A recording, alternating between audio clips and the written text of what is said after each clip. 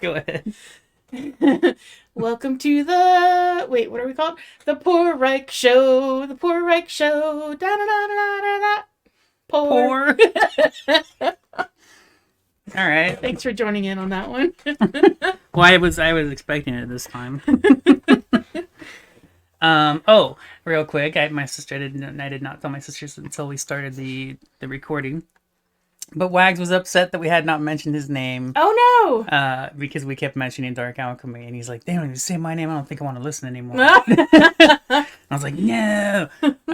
So hi, Wags. What's up, Wags? And hi, Dark Alchemy. Hi, Dork.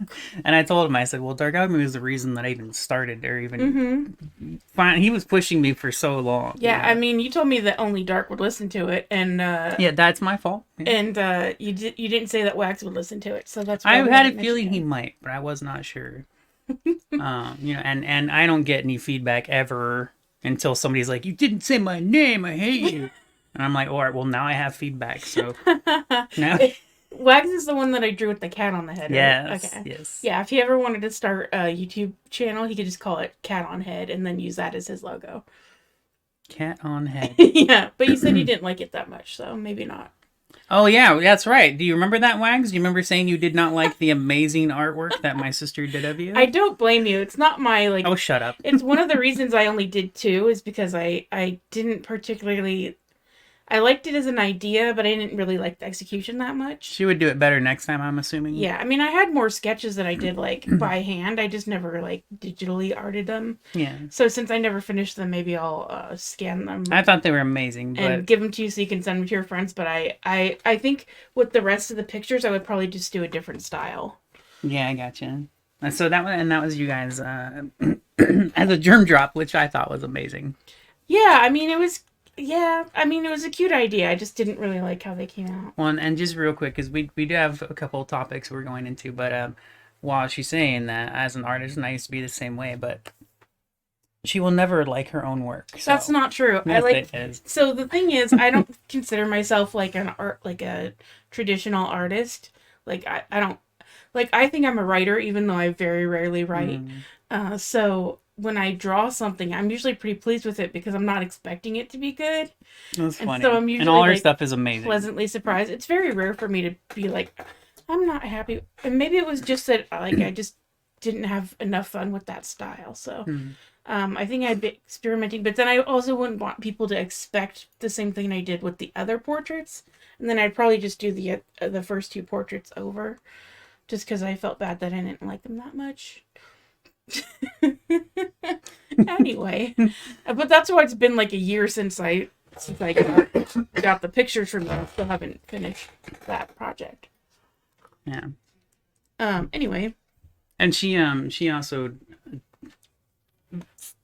she likes to draw her own thing in her own time. And that's why she doesn't do commission work, right? Yeah, I'm not... She has a hard time doing stuff like that. There's the added pressure of somebody might be expecting something from me. Which is ridiculous, because that's her own pressure on herself. Right, but that's why I was able to do the first 2 really quickly, and then as soon as I got into my own head, I wasn't able to do the rest of them. So, yeah. All right, so the start of today's topic is an interesting one. This is something that's just been on my sister's mind. As recent videos you were watching? Literally this morning. So, a YouTuber that I watch pretty often, named Philosophy Tube, came out as transgendered on the 30th, and I just found out today because I was scrolling through, and another YouTuber that I watch had a reaction video, and I was like, "Who's Abigail Thorne?" And I was like, well, it's the same last name as Philosophy Tube. I wonder if there's any relation. So I clicked on it. She was like, I was really affected by this video. And I was like, what? When did this come out? And I think that the reason, because I think I did see it in my, like, I wasn't subscribed. I'm not sure. I know that at some point I was subscribed to Philosophy Tube, but something about the creator always just kind of put me off a little bit, even though I liked their takes and, you know, sometimes like their videos, but like just the creator kind of got on my nerves. And I think part of it is just like recognizing that she was holding a part of herself back. So and, like playing a role. Why did you want to talk about this? This is why, because I have feelings and thoughts about it. So let's just talk to each other like we're not even Yeah. gonna post this. But I mean, but what did you want to say? So So just know this between me and my sister, if we upload this, she already knows my feelings. I don't like. I think a transgender is real people, but I don't support the sex change stuff. I only support birth transgender thing. what's a birth transgender When thing? people are born that way, when they're born with like two sexes, or Oh, like hermaphrodites I guess when it's kind of a deformation or or whatever. intersex. I think they're called intersex now. I don't. I have not been convinced that one day, or people go through their life thinking they're a woman when they're not, and then just like, I'm gonna have a sex change. I'm not supportive of that. Oh, my favorite thing that ContraPoint said was I wasn't born a man or a woman. I was born a fucking baby like everybody else. Her gender was assigned, like societal gender was assigned to her. Whatever being male means was assigned to her when she was born, and that just never really fit her personality. And I think there's just so many things that I want to talk about. And yeah, I know that you're a little squeaked out by the whole idea, but I was also thinking, I'm not squeaked out. I haven't been. I don't agree with it. yeah. I haven't heard an argument that I'm like, okay, now I get it, and I'm open to that happening. Mhm. I have yet to hear an argument that makes sense to me. Maybe Yes, watch Philosophy Tube's video about and it. I don't want to. So you're open to the argument, but you don't want to. I don't hear want the to watch somebody's content that I'm not already interested in. Like, I mean, it's possible I could watch their thing, but I don't want to. Yeah, that's fine. But for me, it's a little bit different because I think when I was younger, it used to weird me out. The idea of like having surgery just seems so extreme to me. Surgery for what? Like to change your gender. Oh, not just any. Okay, that's why I'm asking. Because there's so many surgeries to have. Oh yeah, Okay. and apparently there's just like just a bunch of them that you can do. Like I didn't even know until ContraPoints did it, but there's like a facialization that you do to make your like facial feminization. So the first thing she did was like she made her brow smaller and her nose a little bit different. I forget how, and then How much did that cost? lots. Yeah. Where are people getting this money, man? Patreon. In her case, Patreon. Holy crap. Yeah, well, so a lot of people can't even afford any kind of surgery, Mhm. so they just transition. They change their pronouns, they change their names, they change the way that they dress, and kind of present themselves, and then, yeah. So I think it always kind of weirded me out too until I started meeting transgender people in real life. And the first one was her name's Robin Tran, and she was a comedian at Flappers, and we became Facebook friends because I used to friend everybody I met at Flappers, and so even though I only met her like when I was very new to Flappers and didn't really know her that well, when she transitioned, we were friends on Facebook, and so I got to see her posts, and I was like, oh my god, I relate to so much of what she's talking about, just in terms of feeling your whole life the pressure to repress certain aspects of yourself that other people have told you aren't acceptable. And in my case, it wasn't gender related. It was just like, okay, so, and this is kind of messed up because this is. Everything's messed up. Yeah. But like, just, I thought that I shouldn't be kind and sweet because And she's naturally kind and sweet, even though she tries not to be. Kind of like me. Yeah. Hard on the outside, soft on the inside. Or I don't know. So what made you think that? Just okay. So the abuse that I went through when I was a kid, I always thought I was too nice, or I seemed too nice, and that's why she thought that she could get away with treating me that way. And I thought, like even when I got to junior high, that's why I became a bitch in junior high, because I was tired of being bullied, and I was like, it's because I seem nice. I seem like I'm a pushover. People think they can just treat me any way. What I didn't realize is that that's definitely a societal thing. Well, the way that people treat you is a reflection of them, not you. Yeah. You know, and they might be responding to something that you're triggering in them, but it's not you necessarily. So I didn't know that. I internalized everything, and I just wanted to not be hurt anymore. So I thought, I can't be kind. I can't be sweet. I can't seem weak. I can't cry in front of other people. Um, whatever. Like I really like tried to harden myself up, and I didn't realize until I got older that nobody was falling for that. Like I thought I seemed super tough. I never saw you that way. I know. It's kind of like when you. It's less. I think the way I saw you being that way was it was less about your attitude and the more the way you would respond to people, and Yeah. you just wouldn't take any shit. But that didn't mean you were acting like a bitch. Yeah. There's two different things because people are snobby, horrible assholes. But I was constantly looking for an insult, or I was ready to react to the smallest aggression, because to me small aggression always leads to huge aggression. You can't let the small shit can't, like when I described Dina taking my doll away as like the first day of prison where you give them your shoes. I'm like, I'm not giving my shoes to anybody fucking else ever in my life. And so I would like I didn't go on the playground and look for the biggest person so I could punch them and seem tough. If I'd had the guts, I would have done that. But like that always appealed to me. It was just like, just first day, let them know. Like Alfred Hitchcock, fire somebody the first day. But I just never wanted to be mean. I just didn't want anybody to be mean to me. Yeah. But so aspects of there, and there was always just something like ineffable. Like you couldn't define. There was just something about me that was just so infinitely hateable. Like that's what I thought. I just really thought that there was like an infection inside of me, just this monster that some people could sense, That's and crazy. that was why they were cruel. Like most people were fooled by my outwardly sweet appearance or whatever, or just ignored me entirely, and that was fine. But some people really zeroed in on the fact that there was something horrible in me and would treat me as horrible as I actually was. See, we are so messed up in like such different ways. So I think that's why, just relating it back to the trans thing, I think that's why I relate to trans people so much, is because they've had those feelings their whole lives.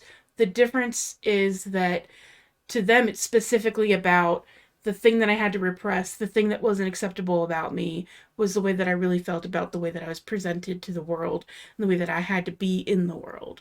And so that's kind of why, and that was reading Robin Trans posts, was what made me kind of connect myself to that experience. And then after that, it wasn't so weird of an idea to me. Even though, like, again, gender wise, like, I like being female. But, like, for me, like, I don't know, because, like, there's a movement to abolish gender. Oh my god. Yeah. And I like, if it wasn't for the fact that it kind of erases people's, and a part of somebody's identity that is important to them, then I would be for that. Because I just think, I like getting dressed up, but I don't like wearing makeup. I like, pink and purple and frilly things and sparkly things, but I don't feel the need to like dress like Lady Gaga or Madonna every day. I'm definitely not a Kardashian. I would never get like lip injections and shit. I mean, There's a lot of ways to be female as far as I'm concerned, and there's a lot of ways to be male. And I'm sure we would do a lot of things differently if we could afford to. And I'm not saying I've never had a thought where, well, like, that's actually wrong. I would like to be hotter than I am. But I even so, I wouldn't actually go get some surgery if I could afford it to look like a better person or whatever. Like, I don't care. But that's just the way I am. Like, I don't know. It's possible in a different timeline. One of the alternate universes. If I were born rich, maybe I would end up. Well, and it probably would have been normalized if you had been born rich, because all you have to think about is what you look like and what you're. And everybody you know is doing surgery and getting facial surgery and whatever. And then if you don't, then you're the weird one. So, yeah. Yeah. So, The society is so dumb. but the way that I think about it is like there's a lot of ways to be female, there's a lot of ways to be male, and there's a lot of overlapping. So the differentiation between the genders, I think, is stupid. It's Um, literally physically. It's yeah, biological. yeah, but the attitude towards men and women is social, Yes. and so That's the social attitude. It's not social gender is like, or I forget which is like I have no gender or problem. Like sex, but I like seeing when dudes. Oh, you remember? Now this was a long time ago. I think this was like the early '90s, or it might even been the late '80s. But you know, remember metrosexuals? oh yeah, I always thought that was freaking I cool. mean that's still a thing. It's just not as Yeah, big a deal. yeah, Yeah, right. Yeah, it's more normalized. Like now, more yeah, acceptable. But it used there was a time where it was like, holy crap. But I remember like not all like. I didn't like all metrosexual stuff, but a lot of it I did. I was like, "Oh man, that looks awesome." yeah. And again, couldn't afford to be that way. Right. I think you also just have somewhat of a lack of interest. That well, yes, for sure, yes, but it's part of that is being forced into not being able to afford any interests that I might have. So, Yeah. I mean, I remember when a lot of that stuff I saw, I'd be like, dude, I would dress that way if I could afford to buy these types of clothes and stuff and whatever, you know. Um, and I didn't ever think that I did think it was weird the way it was labeled, the whole metrosexual thing. Like everything has to be labeled, and that's why I don't really. Um, That's why I don't jump on the transgender thing as far as supporting literally going out of your way to turn into something that you weren't that you're not. Yeah. Well, for them, they kind of think of it the opposite, as they've been forced their whole life to be a certain way, and they really more naturally lean more this way. Yeah, well, you know, see this is why I'm still not and you know this about me. We've talked about this before a little bit here and there. Um I've always in comparison to friends throughout my years, in comparison, I'd be the more feminine dude, you know, the more sensitive one, whatever. But I've never like so in comparison I'd be the more female version, but I'm not a girl. I'm not. I just have different I approach things different. It was mostly because I was raised around women like my whole life. Which I'm glad about. That's something I always am like, man, I'm glad I didn't have an asshole father figure. Some things could have been a little better. Like I might have a different form of confidence, but I'm kind of glad I don't know, whatever. Anyway, so that's why I'm like, well, and I always think, you know, what bugs me about it is all these arguments that people make and stuff that you've said today, which makes sense to me. I agree with a lot of the emotional thing, but I don't understand why people need to identify themselves as a sex. Like that's not who you are, and that's my one of my biggest problems with it is people will say I'm really a woman. Like what is no, What you're does not. that You were mean? born a man. Like just because you feel more like a woman, that doesn't mean that's what you are. Like I mean, honestly, I can't speak for them because I'm not trans yeah, and I don't have those yeah. feelings. So I can't answer that question But for you you. are. That's what I mean. That's what I mean. That's why it's weird to me that you're so strongly supportive of that. I think, well, like I said, when I first, um, okay, so we were really young, trans people were very cartoony.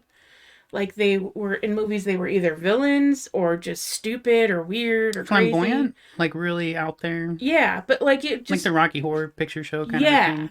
I see, but I did not.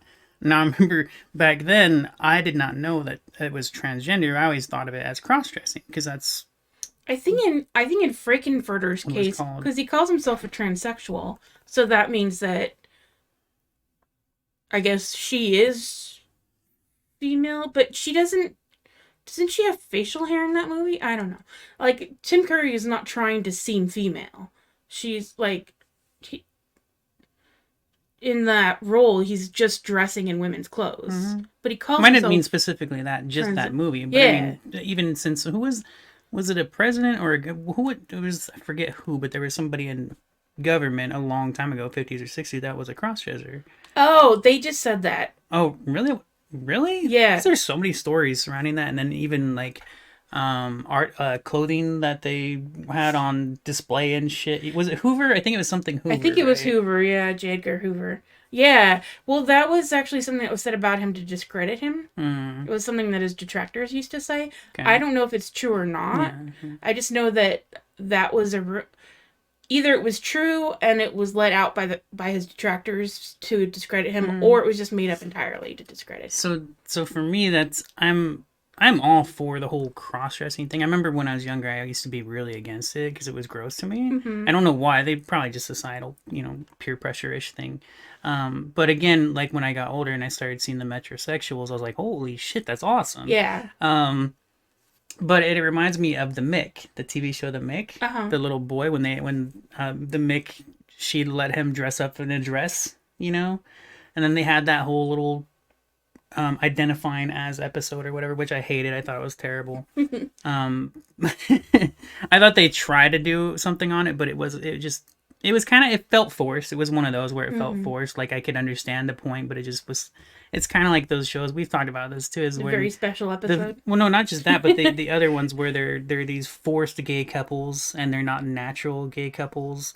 It happens a lot in a lot of shows. They're What, like just there to be Supernatural? gay. Oh, Supernatural. What? they're No, just there to be. I'm talking about like a natural, actual, and at being a part of the show rather than being a representative of a certain group in the show.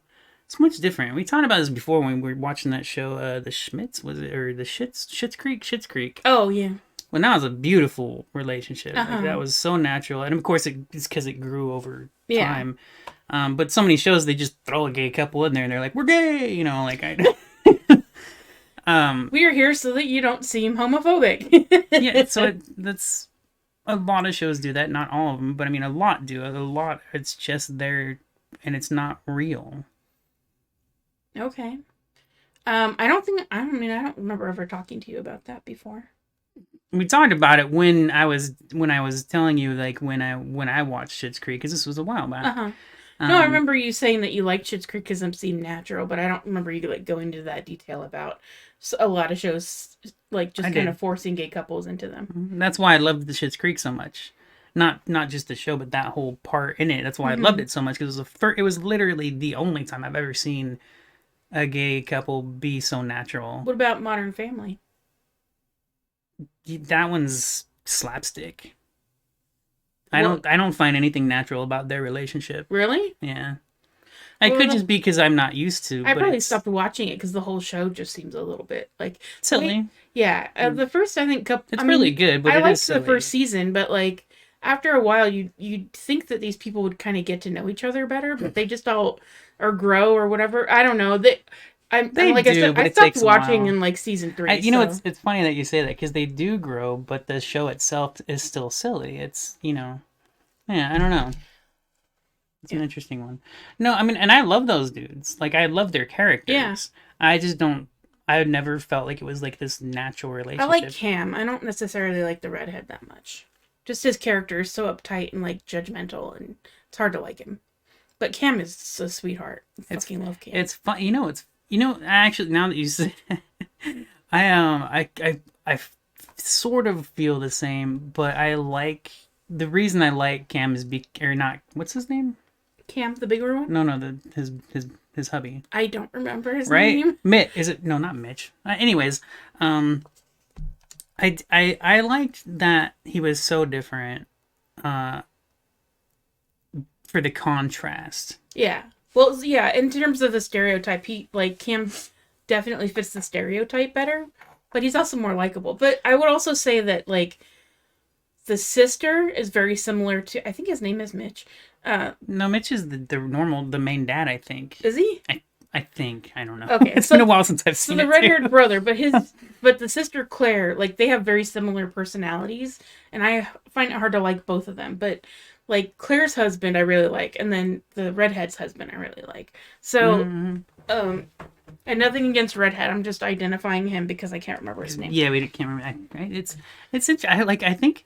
I mean, I love that show. It's like, but it's been a while. It I has did been a like it, while. and I like That's why I I can't like remember the his damn first three name. seasons, and then I just kind of lost interest. I think we just stopped having cable for a while, and I didn't keep up with it when we got like into Hulu and stuff. Well, it's funny because I only ever started watching that show after it was on Hulu. Oh, really? Oh, Yeah. no. I used to watch it with mom, I think. Yeah. So you know what I was just thinking too. I can't remember exactly what you said that triggered my memory of this. So I was saying how like as far as their relationship goes, it's never felt it just feels so slapsticky to me. Like they're so like everything they do is a conflict. Well, that's the same thing with the straight couple too. Well, that so okay, yes, that yeah. So that's why for them as a couple, for me, it's not really a natural relationship. Okay. It's just. But I was thinking that you did remind me. Episodes, certain stories around the relationship were very natural. Yeah. Like them taking their daughter to school and learning that, like the interactions between them and other people Yeah. while they're a gay couple, that was natural Uh-huh. to me. So them as a couple, it doesn't come off as natural to me, but the stories surrounding them comes natural to me. Like when I see the way they interact with other people Oh, and okay. stuff like that. So just kind of seeing them like in context in real life. In real life, yeah, yeah. Because them together, just those two by themselves in a room and whatever stupid little things they do together, Yeah. it's so just ridiculous. Yeah. Well, I think when they're around other people, they tend to balance each other out more, and then when they're Yes, doing the yes. interviews and stuff, they tend to have the conflict heightened. So maybe that's why. Maybe that's why. What's still one of my favorite scenes that makes me laugh every time I imagine it is like I think it's the very first episode where they had locked Lily in the car, and Cam's just running towards Cam's just running towards the car with a garbage can, and he's screaming, "Get out! Get out!" And he just like has to stop him. And that's still just that image of Cam holding up the garbage can and just running because he's in such a panic. Just still makes me laugh. I think I might have a better idea on the way I see them as a couple, and I just remember not thinking they were very natural. But I think if I had seen the show more recently, I'd probably be able to give a better description of why. It's just been a while since I think it might help that, or part of the reason might be because both of the guys who play these characters are straight. Are they? I wasn't even sure. I never looked it up because I didn't care. Yeah. I wasn't sure though. Although I would say that Eric McCormick makes a really good gay guy, but Is he the Cam dude? Will and Grace. Oh, okay. Will and Grace, he always just like when that show first came out, not the reboot, but the first one. People kept asking him if he was gay or straight, and he just refused to answer because he's like, "I'm not playing into that whatever narrative you have with whatever I decide to answer with." But he is straight, and Jack, the guy who played Jack, was gay but not out. I've never seen the show, so I can't. Oh, okay. I've never seen it. All right. So, but yeah, but yeah, just coming back to the trans thing, I don't know. So I always just related to the struggle of like understanding that there's something about you that is inherently unlovable, and knowing that you have to keep that repressed. Okay, yeah. So no, that's why I was still. And I feel bad because you're like, well, you could go watch the videos, and no, if I ever get in the mood, I will. But Yeah. Whatever. I was just saying, I haven't been convinced. I have seen people talk about it. I have seen arguments. I just still have not seen something that just tells me like, oh, it doesn't reach me yet. I haven't. And it doesn't necessarily need to. That I think. You don't have to be like I'm totally cool with whatever. It's just in terms of, to me the big thing is, do you deserve human rights? Yeah. Like do you deserve the right to live and love whoever you want and present to the world however you want? Yes. Yeah. See, the only thing that I don't agree with, literally the only thing, is the sex change part. I just don't see the point. Is it the surgery or the way that they change their dressing or their hair or what? The whole need to change the identity, like the term boy to girl, they them, that whole thing. I'm just like, and the surgery part too, the whole physical body surgery change. Because to me, the surgery still squeaks me out, only because I hate surgery. And then I was thinking maybe half of transphobia is just people who have a surgery phobia. Because the idea, because it's so extreme and it's so invasive and it's so like I just don't want anybody touching me anywhere around sensitive areas, but especially there, And that, it's funny because the way you're putting that too is like immediately transphobia, and that's another problem. Is just because I don't agree with something doesn't mean I fear it. I'm not, Oh, like, I'm not scared of them doing that. I don't see the point. I don't understand any argument. So, for example, some of the stuff you were talking about earlier, to me, that's just an emotional struggle. That's not a sex struggle. well, it's an emotional struggle to me because it's not based around No, but I my mean, gender.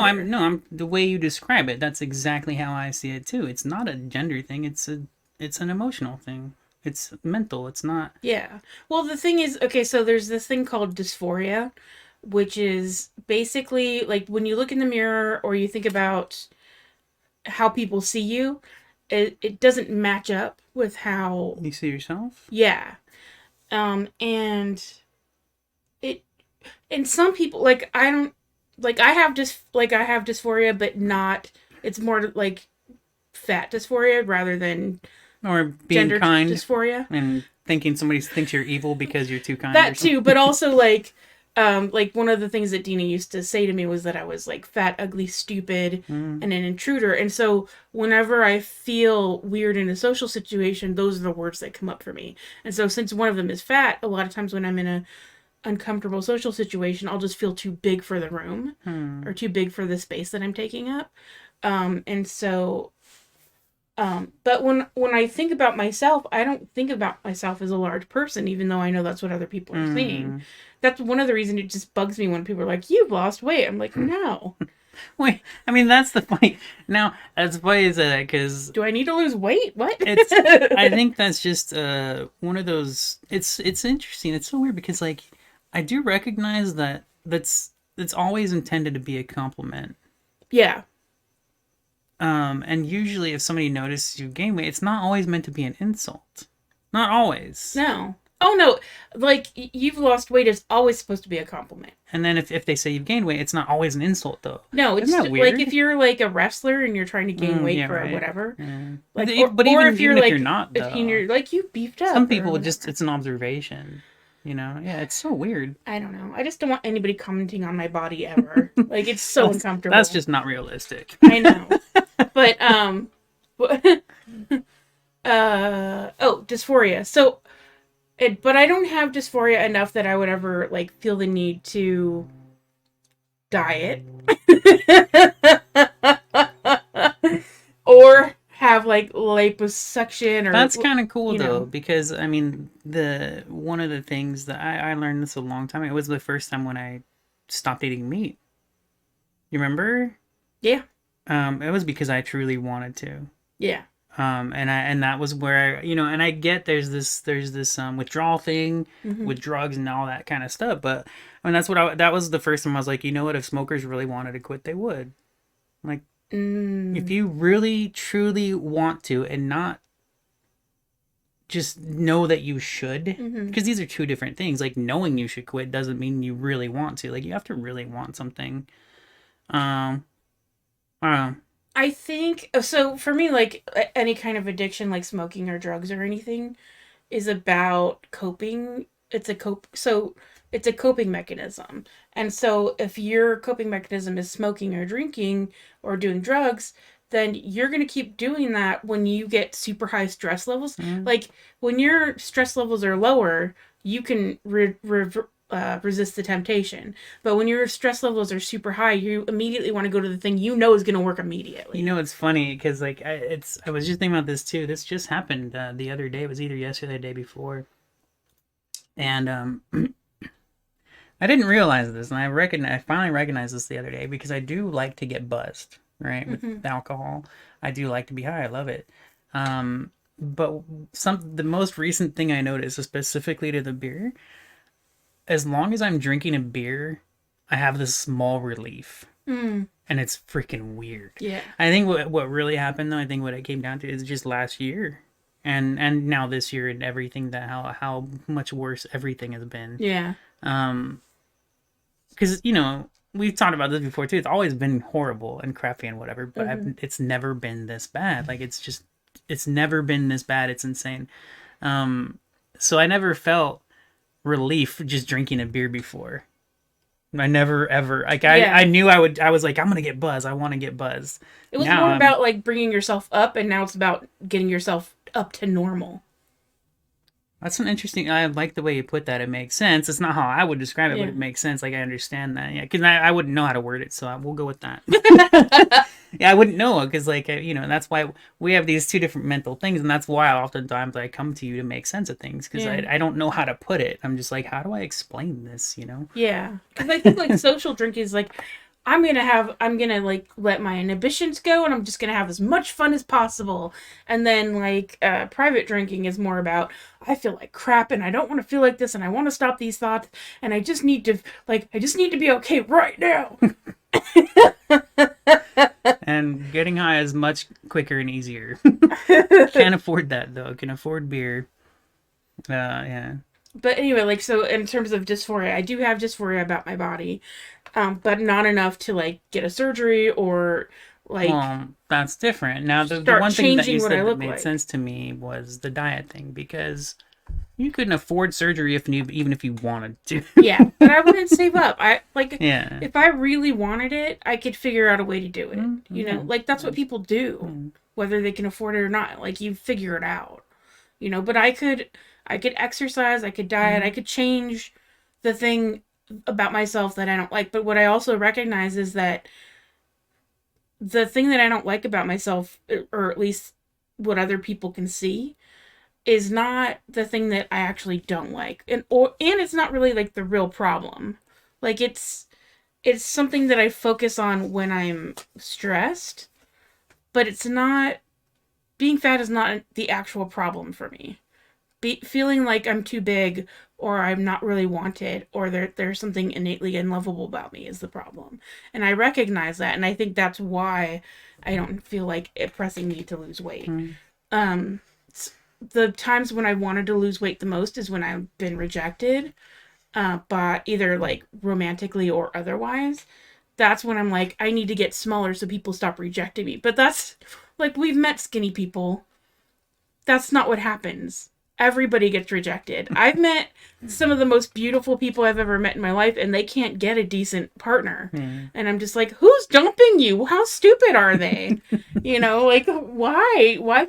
You know, and they're perfectly lovely people. It's not their personalities, and it's not what they look like, but they're still like finding human connection is a challenge. And just because you look good on the outside doesn't mean that you're not fucked up on the inside, Yeah. and don't make bad choices for your romantic partners. So, yeah. Or even just like being a good person, but just having no boundaries. Like, you're people are gonna find you who want to take advantage of that. But so anyway, the point is, I'm not just. I've never experienced dysphoria to the point where I've felt a serious pressing need to change what I physically look like or the way that other people see me. But trans people do. It's still a mental state. Sure. But telling yourself it's just a mental state doesn't doesn't take away the mental state. Yeah. Well, just the only way I can think of it personally is, that's the same thing we say about depression. Just be happy is ridiculous. Yeah. But I can't get a surgery to remove depression. I mean, there's lobotomies, but those have I proven actually have thought about those, that. those have proven to cause more problems than solve. So Oh, God. Freaking hell! I meant realistically. I mean, there are people today who are still getting like electroshock Oh therapy. yeah. Yeah. So like there are ways that people try to fix their like I mean, I'm on drugs. I'm on Paxil because I can't feel I okay need drugs. on my own. Yeah. Yeah. So anyway, the point is like that their dysphoria is so strong, their sense of being the way that they're presenting themselves to the world is feels so unnatural and wrong that the only reason that they continue to present that way is because they are afraid of the backlash of what will happen if they actually present themselves and behave in a way that is comfortable to them. And at a certain point, the reason that they do transition is because the discomfort of the fear of rejection becomes less than their discomfort of like just being wrong all the time. Oh yeah, well, so that was a really good point. I like all that.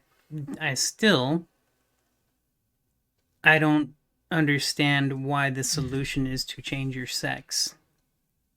I don't. Well, so again, not as a not trans person, I Yeah. can't. I can't say from my experience. I can Mm. only say that if somebody tells me, because I understand that that's an extreme. That's an extreme thing to do, and the reason I understand that is because I would never do it. As you know what I mean? Like, so for me to want to do that, I would have to have such an extreme amount of discomfort that whatever. So what I understand is from what I've heard Mm. is, especially from Philosophy Tube, whose video I watched this morning, was I really didn't want to live.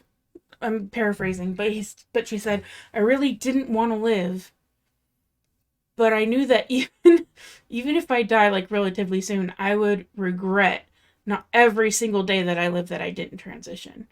And I think at a certain point, for most trans people, the choice becomes I either kill myself or I figure out a way to live in a way that is more comfortable for me. Still, I mean, I might look up their video because that doesn't gender has nothing to do with that. To them, it does. Yeah, that's why I don't know. I don't know. I don't like having to search for that stuff, especially when everything I have encountered so far is just nonsense to me. And it's not meant to be an insult. Yeah. I don't mean to offend anybody. Yeah. I just because just for a quick example, I mean it's when I talk about video games and someone tells me a game sucks, and to me it's nonsense. That's Yeah. all it is. It's just I'm just like, no, I completely disagree, and what you're saying is dumb, and it's not to be a dick. It's it's just the simplest way to put it. Yeah. I just disagree. I don't. That's all. So and I've heard a lot of I've seen the conversations. I've heard a lot of stuff. And I understand a lot of it. I like some of this stuff, but at the same time, I'm like I've told you, I'm just like, none of this has to do with gender. Like, Yeah. that's what's a trip to me. I think I mean part of it is okay. So what happens to a lot of people when okay, so for instance, people who lose a lot of weight or people who like are really poor and they win the lottery or whatever. Like they think, "Oh, this thing I've been fixating on has um now that that's fixed, everything is fixed." Mm. And what they find is that's not true. But I think what happens is there's such a like when you're transgender, I think, and again, I think what happens is there's such a block around your happiness that in order to even reach the other stuff that is bothering you, you have to work with that first. Well, okay, so let me say how I've seen it, especially through our conversation today. Okay. I actually mentioned a tiny bit of what I was thinking about earlier, the cross-dressing thing, and the whole thing that's labeled as cross-dressing, right? It's understandable because as a society we came up with these terms. I mean, it's the same thing with money. Like we made this up. Right. It's a label. Everything is a label. Even time is a label. Yeah. Time is not real. It's we put this there. Yeah. Like seconds are seconds because we call them seconds. Yeah. We call It's them just minutes. a unit of measurement that we made up. Like Yeah. cups or inches. So, and that's why, especially now, like I said, when I first saw metrosexuals, it was weird to me. It was weird, but it was because the first ones I had seen were odd. And then I started to see ones that I actually liked. And I was like, oh, wait, that's a metrosexual? So basically, metrosexuals are just really cool people. They're are dressed really well. Yeah. Because that's how I saw it. I saw it, Yeah. they were just dressed really well. Yeah. And I was like, holy crap. It's like looking like the dude from Mad Men every day. I've never seen that damn show. Oh, you should. It's pretty good, actually. I mean, it's a soap opera for boys, basically. Oh, soap opera. And I've watched those anyways. No, so, and this is why for me it's so hard to latch on to again, specifically, it's literally just the sex change. Literally, physically, the sex change. And a part of that is the whole, I would rather be called a woman than a man, which those are, because to me, they're that's the same thing. Yeah. If you It's got like, boobs, you're a woman. If you got a penis, you're a man. it's like, I guess the difference would be like, I'd rather be called a human than a person. Pretty much, Like kind of, almost like in that. your But yeah, view. yes, But almost, not yeah. quite the same, but yeah, But also you grew up without a lot of gendered messaging too. that is true. Which That is is true. boys don't cry or Because I grew up around women.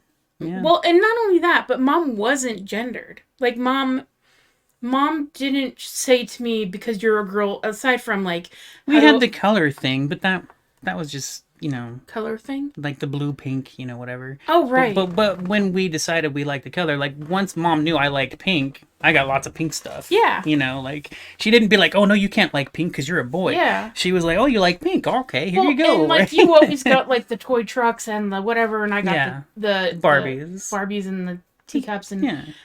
And part of it was just that was what I was asking for. Mhm. But honestly, like if I could have chosen, I would have had everything. Yeah, well, yeah, I would not have.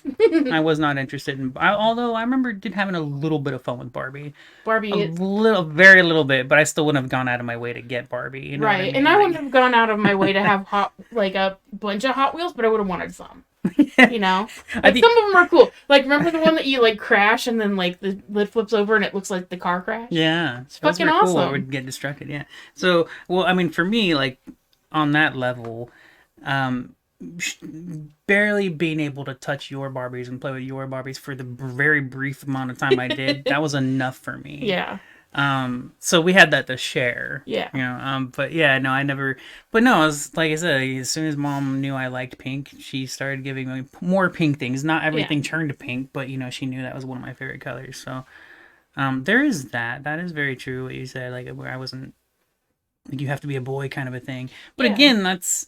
But if you're like raised your whole life and you're told like again like we were raised. I wouldn't say genderless. Like we had some signals. No, we knew what not just gender from mom, was. but from like knowing what society. gender is pretty basic. Yeah, but we didn't have people reinforcing it all the time. Yeah. So if you had grown up in a household where, like, and you already said that you relate more to like being feminine, feminine on the spectrum of being sensitive, male. extremely sensitive. Oh my gosh, I literally cried in front of my male friends when we were playing basketball. I literally cried in front of them and I was walking away. I'll never forget that. It was one of the most embarrassing things ever. But I was really hurt. I can't even remember why. I remember being really hurt. Your feelings, and I was or crying. was it physically hurt? No, it was emotional. I really can't remember what it was. But I mean, I've always been a sensitive person.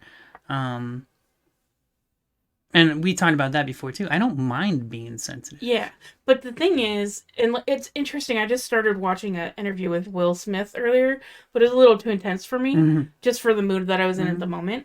He was saying I was a very gentle kid, and my father was very physically punishing, and I wasn't the kind of kid who needed that. So it really crushed my soul. So if you had grown up in an environment where you're constantly being told boys are like this, girls are like this, boys are like this, girls are like this, then just being a more sensitive person or more on the, like, as far as you say, like the more feminine part of the spectrum of masculinity, like it would have chafed even more. It would have felt even more restrictive and oppressive. And then maybe to rebel against that and be like, I just not just the way you describe that and explain that. I think for me, I mean, because this is different for every individual, no matter what. Like, no matter what, we can all relate to something, but it's always going to be different individually. Yeah. For me personally, as much as I recognize that I was far less male than all my male friends, that was because I it's interesting to think about it because I did fall into peer pressure, but not emotional peer pressure. Peer pressure of doing something rather than thinking a certain way. And I never really thought of that because I do remember, because I never thought about that until like right now, like that was the thing. It would be peer pressure into doing something, but as far as thinking a certain way, I've never. As soon as anybody starts telling me I gotta think a certain way, I'm like, no, you can screw off with that nonsense. Well, what were you peer pressured into, like drugs and stuff? Well, no. For example, I'll give you an example. As far as the being cool, who the cool people are, deciding who's the cool, and that's kind of a way to think. but at the same time, it's a little different because it's a group thing, rather than like an individual thought. It's kind of like I don't know how else to describe it. Like I just said this earlier. Like I don't know how to put some of these things into words. And some stuff I can, but some stuff I don't. I'm just like, how do I say this properly? Like, um, or stealing. Perfect example. I think that's probably the best example I can think of. And it wasn't peer pressure though. It was just influence. No. And that's a form of peer pressure. It's not It wasn't exactly like they were going, Jeremy, you have to steal too. It's like you Yeah. saw them doing it, and then you would have felt weird if you didn't do it. No, not weird. No. I discovered it. No. But no, in a sense, so that's more of a peer influence than pressure. So I guess there's a difference. There's there. different amounts of pressure, but yeah, peer pressure is basically. I just remember because I'd never felt pressured into stealing. I just was like, oh, you could do that. Like, no, but that's what I'm trying to think of. Like, what the difference? Again, my memory sucks really bad, and I can't think back to specific examples. I just know that I've never easily been influenced into thinking a certain way. I mean, even education was a pain in the ass for me to follow. Like, I couldn't stand history because it all sounded so freaking stupid to me. I remember this. I was talking about this in a political video I made. It was some of what I learned in 2020, and I was like, I remember not liking history because it was so stupid and boring. It was literally, and until now, I can look back on it and recognize like it was literally white man kill people and his hero. Yeah. Well, I think maybe that's why so many of us think or thought of history as being boring, because we were given such a sanitized version of it. Like, it's just we win. Everything is we win. Real history is so much more interesting. Yeah. There's so much more conflict. There's so much more gray a whole areas lot more of morality. Heroes. Oh my gosh. Yeah. Yeah, and it's interesting too. It's like we're losing our heroes when we find out that like Abraham Lincoln and Thomas Jefferson find out the truth about these people, and you're like, wait, what? It's like, well, the whole time we shouldn't be losing our heroes. The whole time we should have had these other heroes who actually did good things. Yeah. At least had a real full understanding. That's I don't know. Anyways, that's going a little too far off, I think. But I mean, like that's just one way I know how to explain that I just couldn't get into it. Yeah. Like I just was like, this is unacceptable to me. There was a block. Yeah. I was like, there's something and again, I didn't think of it like specifically the way I do now. Back then. I just knew something was off. Like, same. And I just was like, I could never grasp. I think part of it is just that I can't remember dates, and like I remember, I think I've told you this before. In 5th grade, she asked the class, or Mrs. Patch. Oh yeah, Mrs. Patch. She was your teacher first, and then she was my teacher. But she asked the class, what year did Columbus sail the ocean blue? And I said 1942. And the whole class laughed, and I was just like, why are they laughing? I don't get it. What's the difference? And she goes, about 300 years. And she couldn't help but laugh either. But like at the time, I didn't understand. Like it happened before I was born, so who cares, Like I didn't understand. Like I didn't understand any of it and why it was important and what the difference was between the dates. And I'm still bad at dates, but I do find individual people's history more interesting than like an overview. Yeah, for sure. Yeah, because I heard about Frederick Douglass. Like I'd heard his name many, many times, but never his real history. But until I read his book, like I think it was the he's written more than one, but I think it was the autobiography of Frederick Douglass. Until I read it, I was just like, no wonder people love this man. He is so beautiful. Just like, a lot of, like, I remember, beautiful heart. I remember, like, I'll never forget. I mentioned this in the same video I was talking about, or, some of what I learned. And the reason I named it that was because it was a small fraction of what I learned. Generally, just everything we ever learn is lies and bullshit. Yeah. That's just the basic thing. That's what they teach you all the bullshit in elementary through high school, and then in college you learn the truth. If you go to college. If you take those specific classes. Yeah, and if you have those specific teachers. I mentioned that too. I said, we are practically self-educated. Basically, yeah. I mean, and the truth is that, yeah. I mean, for me, school was kind of a bust, only because I was too much in panic mode the whole time to really learn I remember anything. that. Yeah. You know, like I'd learn it long enough for the test and then I'd forget it immediately. Yeah. So it was like, so I'd get good grades, but I wasn't learning anything. You know, so I don't know. That sucks. It's okay. It's okay. Like it's okay. Well, But I remember. Did you? You were saying, but I don't know. okay. I remember. I'll never forget this, especially after some of the oh my god, the little bit that I learned in 2020. But the what I can remember the most from school and junior high and high school kind of education and history. And again, I didn't. Part of that was my fault. I did not pay attention to it because it was so stupid. But when we did learn about Black history, the little bit that we learned, the very extreme little bit that we learned, basically, because I remember hearing about Rosa Parks. Harriet Tubman. I don't even remember hearing much about her. Really? Rosa Parks and MLK were the only two that I could ever really remember. But I remember how it was always presented, and even if it was not presented this way, we never really truly learned the truth. Because like when we learned about MLK and stuff, all I can remember is MLK fought against racism, and now Black people are perfectly fine. Yeah.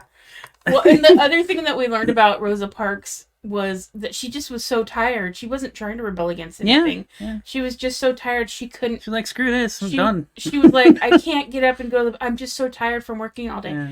And I found out when I was older, she was a protester. Like she was literally actively. This wasn't the first time she was even like. I think she'd been arrested before for refusing to give up her seat on the bus, and it just minimized what she was doing so much to say, oh, she was just one time. It wasn't meant to minimize her though. It was meant to excuse her.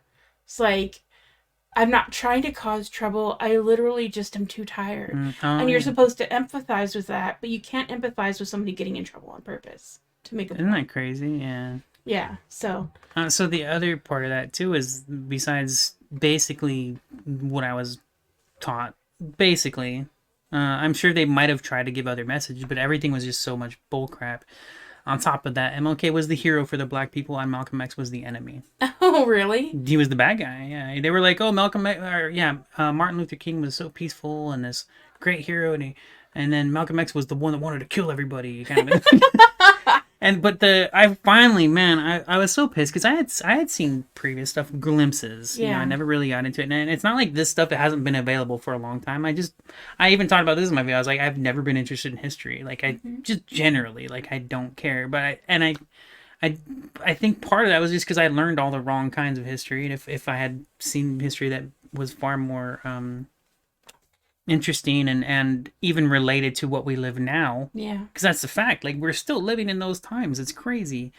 And I didn't know that. And I remember every single time I make a comment, because sometimes it'll come up, and it doesn't always come up. And I don't go out there trying to seek it, but sometimes people will mention something, and I'll be like, I'll never forget that, like, basically the way I learned this stuff was MLK saved Black people, and they're all fine now, like we just said. Yeah. And then what I love about that is there's so many people that will reply and be like this. So many people will agree. Oh my God. Yeah. So many people are like, yeah, exactly. Like, we didn't even know this was a thing that was still happening right now. Like, literally right now. Yeah. All these years, we've been alive. Our parents were alive. You know, all this time has never changed. Yeah. And things are tiny bit better, I guess. But the system itself is for certain people. Yeah. It's just such a trip. So the more I started seeing about Malcolm X, the more I was like, dude, I want this guy as my hero. Like, this is what I want to do right here. I want to do what Malcolm X did. I don't want to do what he said. I want to do what he did. Yeah. I agree. But he one thing that I always found was interesting is, I don't know everything. There's little bits, but he was a segregationist. He was interested in separating Black people from white people.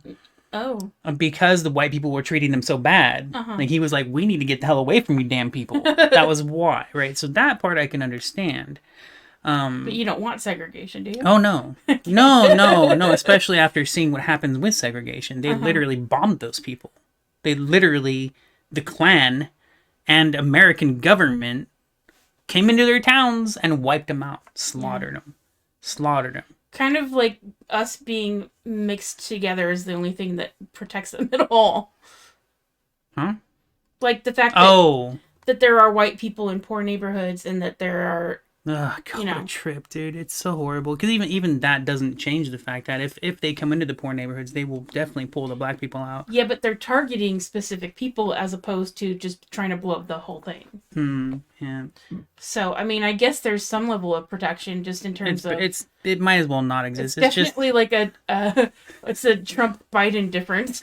so that was it's interesting that you say that because I did remember, and this was very hard for me to. I was seeing people say this, and I was like, I don't understand this. This doesn't make sense. So what people were saying, especially last year, is they didn't want white people representing the black people. They wanted to be heard. Yeah. And that part I get. Wanting to be heard, I get. But they were saying, we don't want you to speak for us. And I was like, well, that does not make sense to me. Especially when the system literally will shut you the hell up.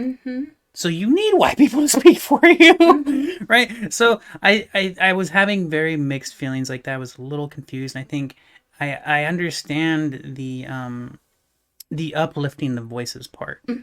So there is that mix. Like I get it. Like you're not meant to take center stage when you speak for someone.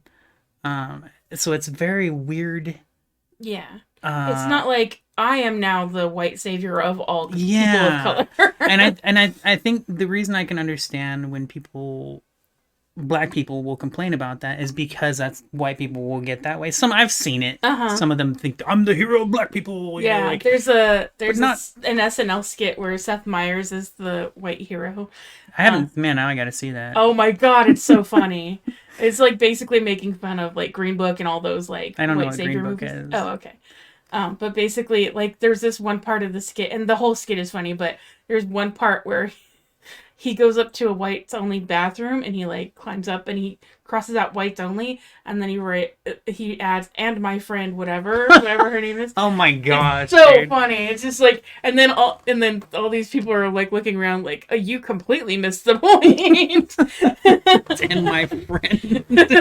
Well, he writes down plus my friend's name, like whatever her name was. Yeah. So, oh my god, so funny. That's ridiculous. But yeah, so so that's why, like, I understand that part of it, but I was, and again, God, it was so hard to deal with because I kept seeing, this was on social media, and I kept, I was following some of them. I had to unfollow them because I just kept seeing so much anti-white stuff.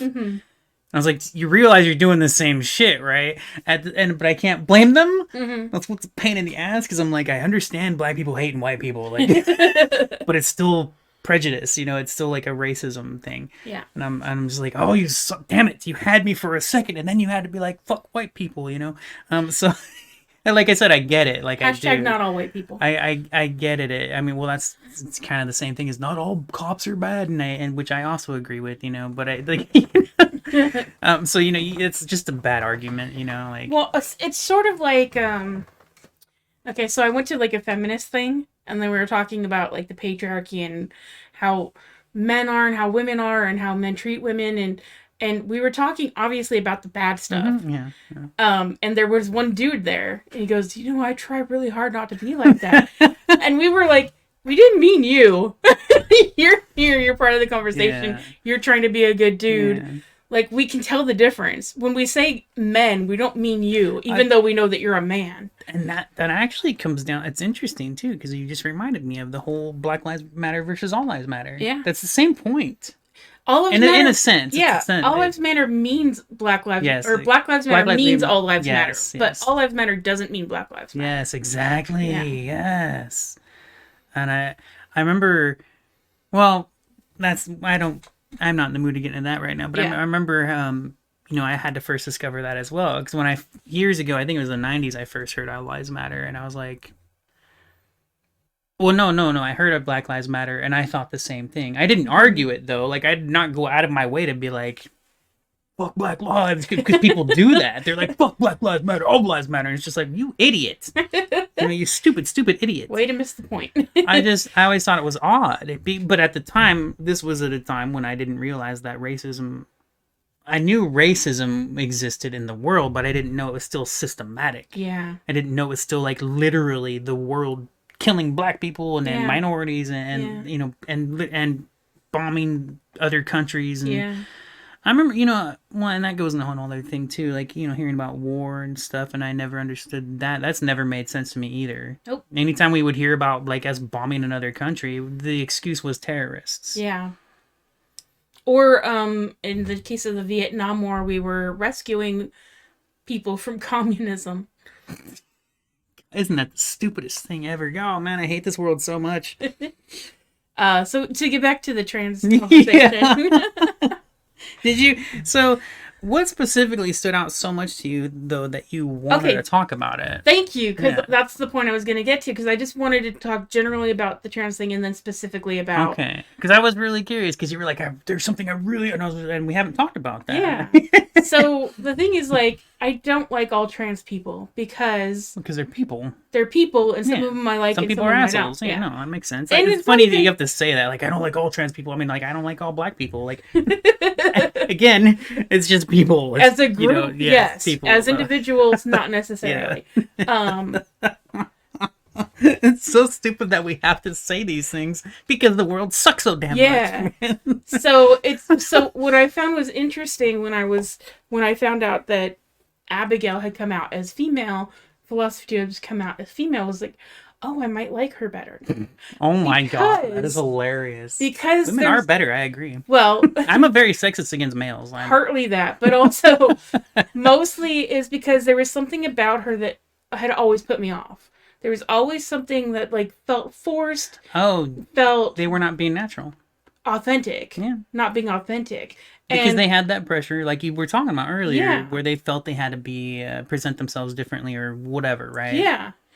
But again, like, but like somebody like ContraPoints, I saw from, I mean, the first video I saw from her, she had already transitioned, but at that time, she still had all her old videos on there. So I went back and watched all of them so that I could kind of see the transition in real time.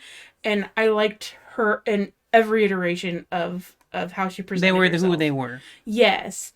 And like there was something authentic, even though obviously we all have our secrets, we all have our private things, but when you present yourself to the world, like, you have a way of presenting it that is either mostly you or whatever. There's just some aspect of you. That's it's no, I don't want to interrupt you, but I do. It reminds me of, like, for example, when I stream, it's why I've mentioned this before too. Like, there would be times where I would stream when I knew that I could not be in a good mood. It's mostly because I wanted to, kind of like what we do when I come to you and I chat with you. It's because you help me feel better or whatever. Not even just feel better, but just feel more sane. Pretty much, yes. And that was, sometimes I would do that for the stream. And the difference there's another thing we talk about, is just that's different because those people come to be entertained, So it's like, I can't even go just to hang out with my friends, and I can't just say my thoughts because they're all horrible. But these are the people that I consider friends that I want to talk to about that, and it's just such a weird thing. Again, that's a part of that whole, like, internet friendship thing too. Yeah, and or social relationships. And for me, like, and that's why it's weird, because I understand that the difference. Like, it's easy to recognize, but I still feel like they're my friends. Yeah. Well, it depends, because, like, you have the people who come in and they're like, I mean, people I know. Yeah, they fly not just out. People that randomly show up for a minute and whatever. Right. Or even people who just like watching you, but they don't necessarily interact through chat. Yeah, I don't know them. Yeah. So somebody like Dark or Wags mentioning you twice in the same episode. Oh, too many mentions. we'll edit that part out. And then, like, a handful of other people that, like, specifically, like, when I came to you and I was like, who are the top 10 people that come to your channel? Yeah. And, like, send me their pictures and I was like, here's 5. Yeah. First I said 3, and I should have stuck with 3, because then 10 was too much pressure. But at least we got some girls in there. Well, there's when it's interesting, because I've thought about this too. Like, when I'm my best, I feel like that's the most natural me. Yeah. And I also know that, like, when we do our podcasts and stuff, like, I have a much more deeper tone to my voice. Not a whole lot. Like, I don't get super deep, kind of, but I can't even imitate it, because I'm just like, every time I try to do a deep voice, it trips me out. But I have, like, when I'm me, fully me. Like, I have a much lighter voice, a much happier, like, I know it. Like, I know my voice. Like, it's just much different. And it's not on purpose. Yeah. It's very natural. It's a very natural voice change.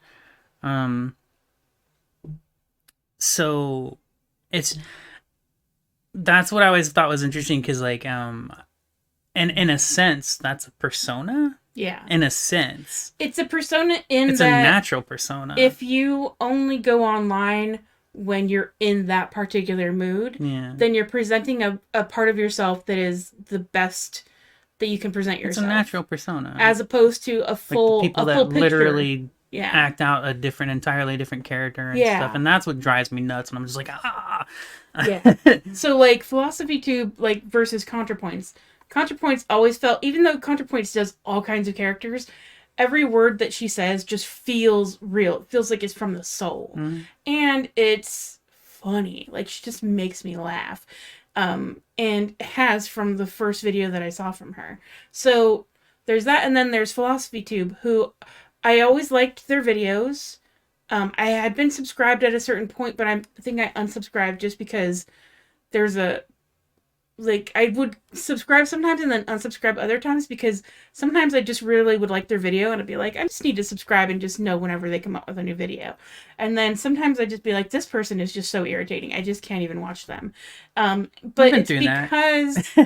it's because, like, all of their videos are good. They're good quality. They're well thought out. They're smart. They're compassionate. They're empathetic. They're all on the right side of history. And the way that it's presented is really good. But there was just always something about the persona of the presenter that was just like, I just don't trust you. Like, I just don't trust you. There'd be times when they'd let their guard down and I would like them more. But there was always just something that was being held back, and it would always make me, like, not trust them. So I was like, it's kind of like Steve Kometko was a commentator on E, like the Fashion Network. And I never liked him. Never liked him. I was just like, there was just something about him that I didn't like. And then he came out as gay, and I was like, oh, that's what you were hiding. That's what made you feel inauthentic. That's why I didn't like you.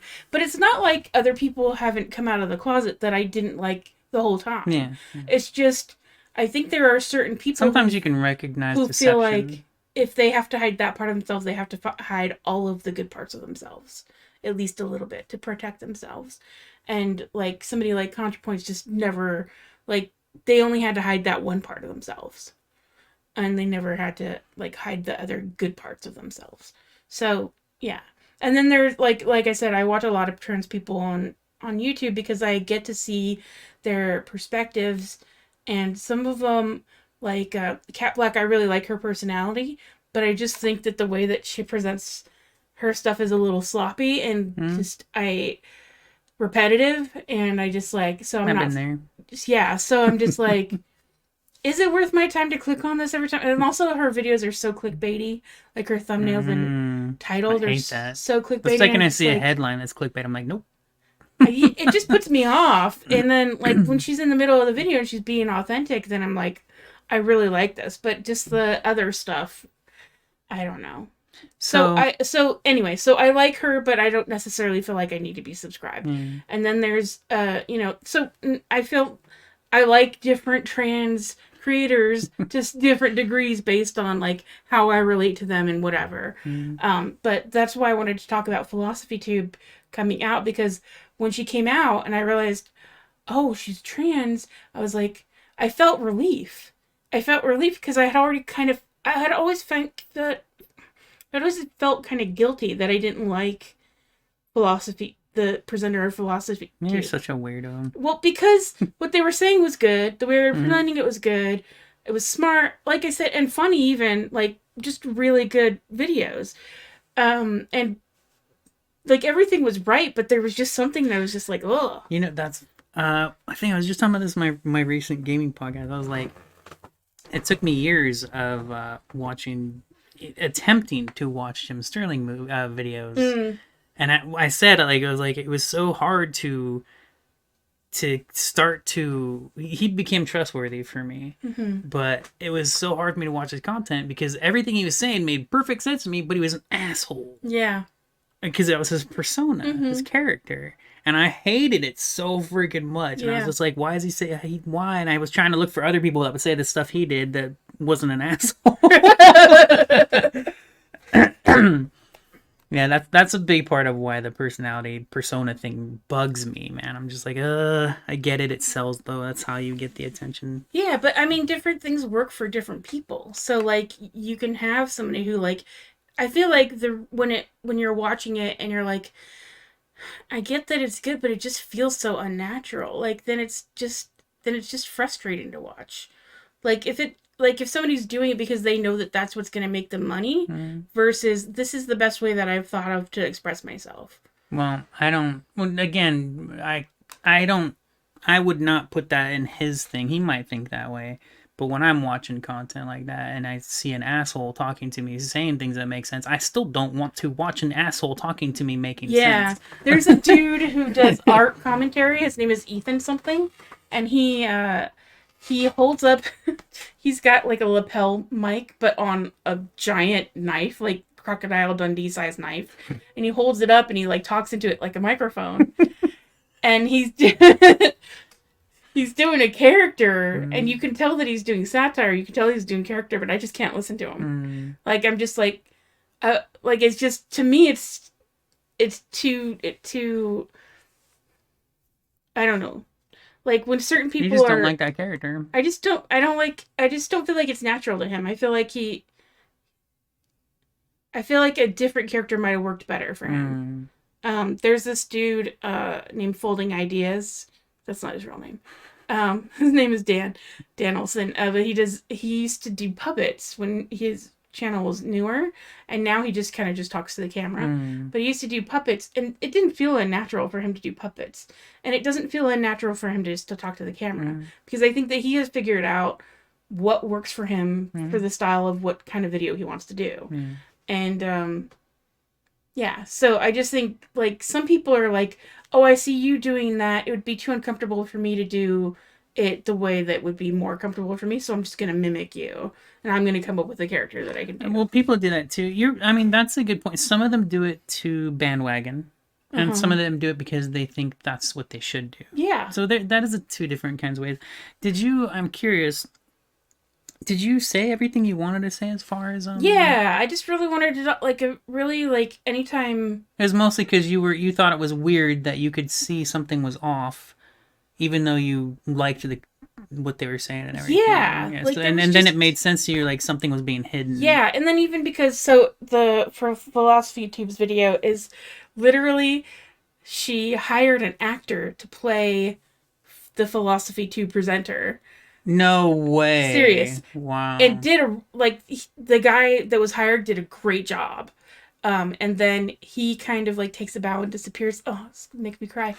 And then the camera pans over and she walks out of the door, and she's smiling, and it's just like, it's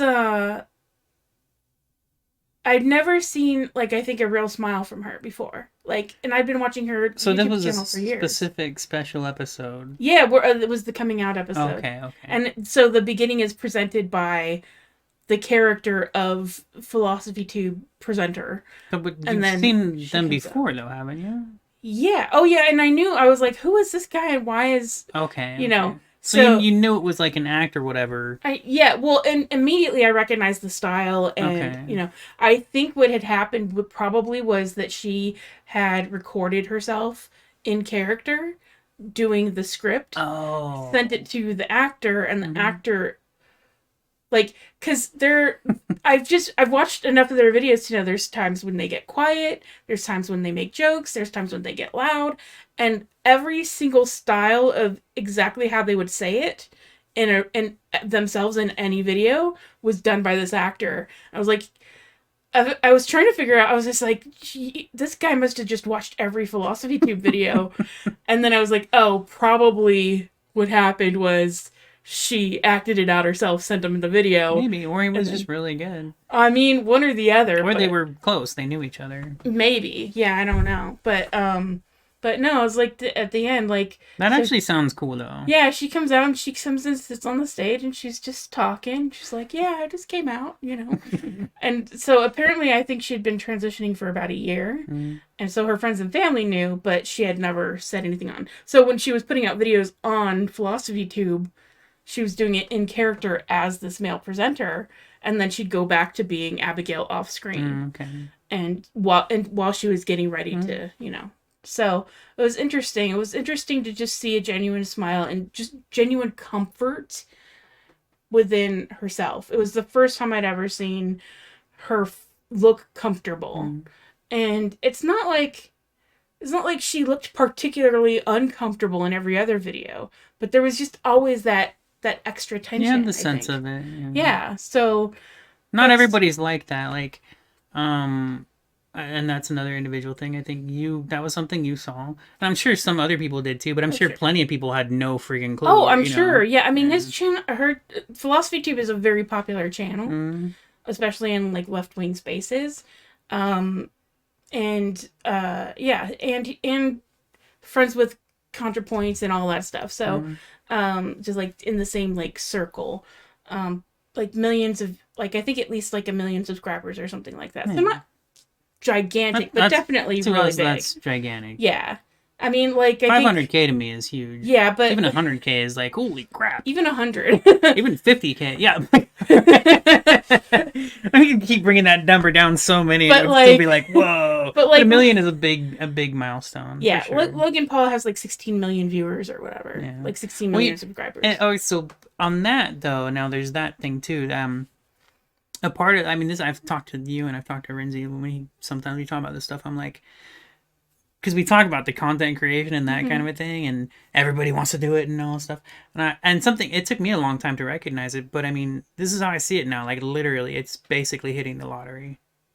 Oh yeah. It does because you could put the insane amount of work. You could literally be better than any other YouTuber on the planet, Mm-hmm. and nobody would ever find you. Oh yeah. So I know. I'm subscribed to two people right now that I feel really lucky to have found yeah. because one has about 1,000 subscribers and she puts out really great videos, Mm-hmm. and the other one has I think she's up to 200 now, but when I started watching her, it was less than 100 subscribers.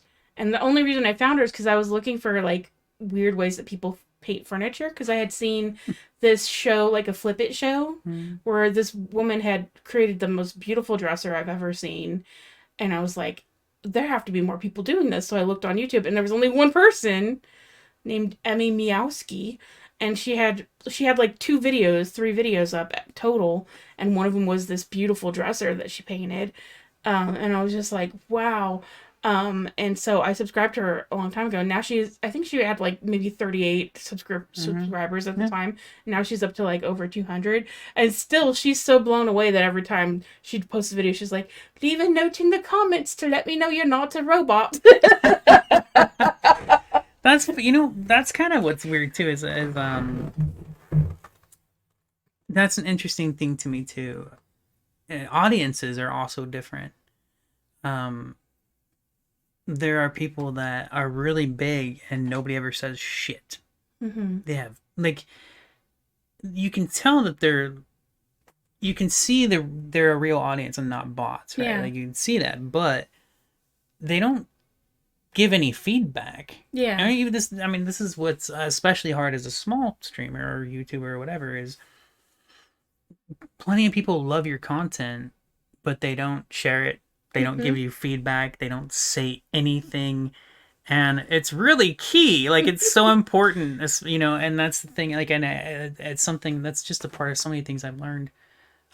Especially that lottery one. That's a huge. It's literally you have to hit the lottery to get big. There's nothing else to it. You have to get so insanely lucky. Mm-hmm. It's kind of even like real life jobs. You Oh land a yeah. job like that's gonna set you for life. That's you basically hit the lottery. Uh, but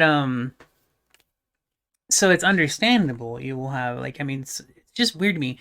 The reason I was bringing that up is it's so weird to me because like I don't blame people for not wanting to comment. Mm-hmm. That's Oh completely yeah. understandable. I comment on maybe like 1% of the videos I watch. But as a part of, like, I actually comment far more often now than I ever have, like, in the past couple of years. So, and I've been doing this for a long time, and I finally was like, you know what, I'm just gonna, whenever I like something, I'm just gonna say this is cool every damn time. Like, I don't care. I do my very best to make sure I leave a comment every single time I like something. Um, and the reason that is because you can have somebody with the same amount of subscribers. This person has 100 subscribers. This person has 100 subscribers. This person with 100 subscribers over here has thousands of comments. Mm-hmm. And this person over here with 100 subscribers, nothing. So it's a weird thing because the audience is also different. They can have an entirely different community that engages differently. Yeah, well, I think that again, that's part of what you're putting out. Is it engaging? You know, and is it Yeah. engaging in a way that's like some things like just don't seem like they need to be commented on. Right, and that's the problem. But that's the thing. Is Everything like, should be commented how do you on. If make... you want to help somebody grow their channel that's small, you have to say something. And I'm not like, again, this is as understanding all these little things. I'm not saying I'm saying if you really like something and you like someone, you really gotta at least share it, something, you know. I don't agree with that. Here's why. That person's never gonna hit the lottery. That's the point. Is most people don't. Yeah. So what's helpful to you that not trying to help that person grow when you like something? How is that a thing that you wouldn't want to do? It's not that I don't want to help them win the lottery. It's that if they put out something that is so engaging that I have to comment, then they did that job of putting out something so engaging that I have to comment. The onus is on them to make their content engaging. This the way you. This is just such a. I don't even want to get into this. This is such a. To me, this is a stupid argument. You say you like it, but it's not engaging. I really like this content, but I'm not engaged with it. Like, how does that work? It's like pornography. I know it when I see it. And what does that even mean? Like, what? Like, I like porn, but I don't like it enough to comment on it. It's just, okay, so if you're here to entertain me, then it's your job to get me so entertained that I am going to overcome what I'm saying, whatever reluctance I have to speak out or whatever. Yeah, but no, so, all right, I don't even want to get into this because that's an entirely different conversation. It was just made me think, what made me think of that? Something made me think of that. Anyways, since we're on that topic, we're already at the point where you like this content, but you just don't want to comment on it, which is understandable. But you've already said that it's already likable enough, like, to... I do like the video, and if I like them enough, I'll subscribe. Which is engagement. It's engagement, yeah. So it's not like I'm not engaging. It's just, you know what my social anxiety is like? Sometimes I'm okay to comment. Sometimes there's a video that I would comment on, but my social anxiety, stops me. And then there's other times that, I would probably never comment on this video. All right. Well, see, there's some clarification there because you were like... The way I was taking it was like, I like this content, but you're not engaging me enough. And I was like, that doesn't make any sense. Okay, so this is... Okay, so this is where I'm coming from. I watch, somebody has, 10-minute videos, and I really like them. Like Mike's Mike. Mike's Mike with Mike is really great. He's really funny. He's, I like pretty much, 50% of the videos I watch from him, I like enough to like them. Some of them I don't finish because they're just... He likes stuff that I don't, and so when he's talking about it, I'm just like, oh my god. But there are other, and he, at the end, will be like, hey, if you like, subscribe, if you want to say something, leave a comment, etc. He'll do that real quick at the end. But there's this other person that I watch, and I don't remember her name, I just started watching her. But at the beginning of her videos, every video, she's like, please subscribe, and she, spends, 30 seconds trying to get you to subscribe, and I'm just like... If this was my first video, I would have clicked off by now. I don't even mention at the end of my video or like, and I've done that a couple times before, but it always sounds so stupid when I say it. Like, Yeah. I'm like, look, if you like it, you should like it. You know, like, I Yeah. don't have to tell you to like it. Like, So to me, it's like, it puts me off. It puts me off. There's also like there's restoration videos that I watch. Like, it's just like, this is a really rusty knife and I'm gonna make it look brand new, and I'll watch them because like it's good to fall asleep to. such a funny. It's really hypnotic, like, or I'm woodworking. gonna try to make this rusty knife look new. Yeah, but there's My stuff. sister watches some really weird Well, stuff. it's like hypnotic and it's good to fall asleep to. Mhm. Like, it's very like, it's not. It's like engaging enough to I'll know. get up in the morning. Yeah. This has happened in the past, and I'll be walking past my sister's room, and there'll be like freaking saws, chainsaws, and all this loud ass noise, and I'm like, how the hell does this put her to sleep? Well, I started muting them. Honestly, so sometimes some of the channels I watch are like fully DIY, so they'll have Yeah. tutorials and they'll be talking through it. Mm. And then other ones that I watch like just put on music and they don't really comment. So those are the ones I'll fall asleep to now. But I used to just fall asleep to the talking ones, and now I just fall asleep to the music ones because I didn't want to keep waking up to hearing. Yeah. That's irritating. That was like a couple of months of that. I'd wake up and be like, how the hell does she sleep in this? Oh my god. That's how tired I am. So one of the things I was gonna say. But so the point of that was, so there's, I think it's so one of these restoration ones would like kind of hide subscribe messages, like in a drawer. They'd open the drawer to say subscribe. They'd pull out a hammer in the drawer and then close the drawer. That's so funny. And then they'd also have. It's actually kind of cool. I mean, it's clever, but when you see it 6 or 7 times in the same video, and then at the end they're like, "Please subscribe," I'm just like, "Fuck you." Like, you interrupted the video so many times. Well, no, I think that's cool that it's a passive thing, and you know that sounds kind of neat when they open the drawer and there's a subscribe button. But when it happens every time, and then you watch like 3 videos in a row, it's like 18 yeah, times that you've told me to subscribe. I either like your content enough to do that on my own. That's the trip, right? So that I'm fully with you on, like that. But I mean, the reality is that a lot of people fall for that. Like, it's crazy, man. It's kind of in a sense it's similar to that sex sells, drama sells. Like, you just have to keep putting it in people's faces. Yeah. And I hate that. I hate it so much. So I'm glad we're together on that one. It's funny because I saw in my my recommendeds, and I didn't click on it because I just agree already. It said I stopped asking people who watch my videos to subscribe, and you should too. And I was like, I think I've seen stuff like that. Have you? Well, it's just, we know how it works. Right? Yeah. We know how it works. If I like it, there's a button with a thumbs up signal next to it. I can figure that out. Oh, so I want to make sure I said it because I forgot. I was talking about the different types of audiences, right? The quiet ones, which is completely understandable and still awesome. Yeah. Still appreciated. That's why it's like, you know, because the reality is, like, if you need help to grow your channel. That's just the reality of it. If you're a small channel, a small anything, whatever, you need help. Like, you can't just do it yourself. Yeah.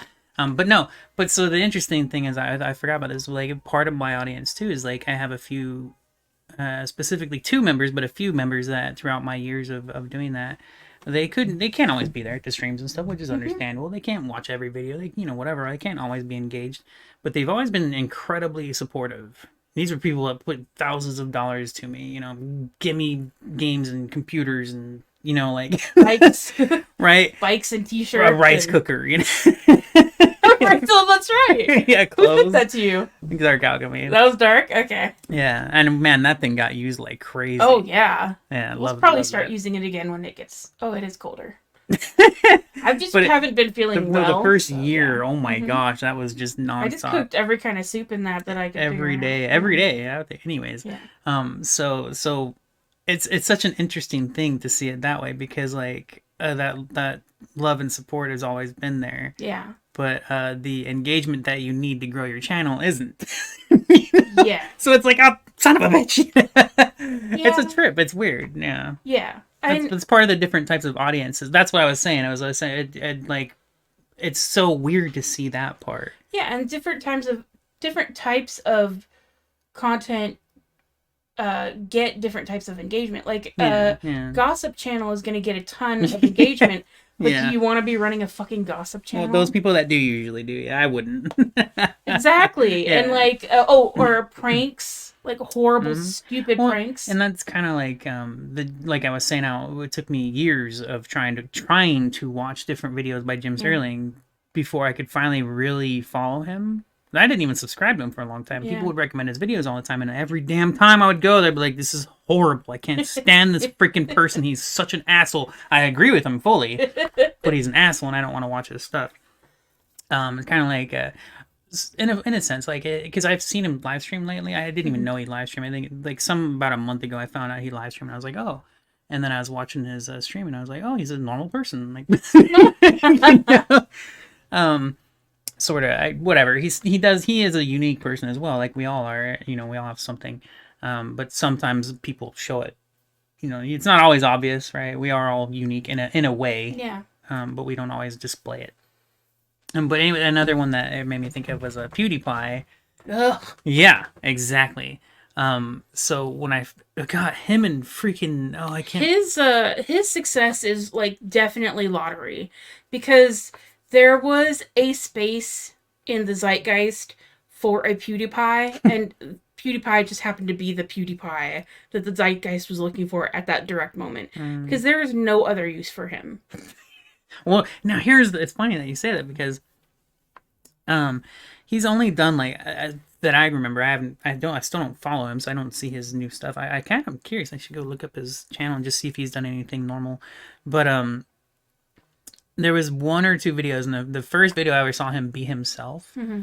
I was like, this guy seems awesome. Mm-hmm. I would love to hang out with this guy. Just hang out with him and play games because he seemed so cool, his real self. But his like regular content is so stupid. Yeah. And like everybody I know would recommend it all the damn time, dude. Like PewDiePie, PewDiePie, PewDiePie. And I'd go watch it and I'm just like, dude, why? This is so horrible. Him being it's kind of like the opposite of like what my feelings towards philosophy too. Is like him being normal and who he actually is would make him way less money than the character of PewDiePie. And that's the world though, man. It's so Yeah. stupid. I mean, the world is constantly trying to morph us into what it thinks it wants. So it makes, I mean, that's why I was saying, like, I can understand that people do these characters because, yeah, it sells. I get it, but that's if I don't like if it. your It's goal not is for me. if your goal is money as opposed to connection and expressing yourself, then that's the difference. But I also look at somebody like PewDiePie and I think, how can you be happy? that's that's actually a good point. I think I can't remember. It's been so long since I saw him be himself. Yeah. But I think he touched a tiny bit on that. Like you could see these glimpses of him as a person, and like, oh man, this is why I liked him so much. Yeah. When I saw him being normal, I was like, holy crap, this guy is cool. And he was still, of course, he made so many stupid mistakes. I mean, this. Whew. Well, and stupid mistakes he wouldn't have made if he'd been being authentic, right? Because we're all gonna Maybe. make stupid mistakes, but when you are thinking in character, then you're gonna go further than you would as a regular person. Yeah, I suppose so. And I just know from like doing stand up, like there's a certain aspect of yourself that gets played up when you have attention on you. And it's not inauthentic. It's just like kind of a physiological reaction to having people look at you.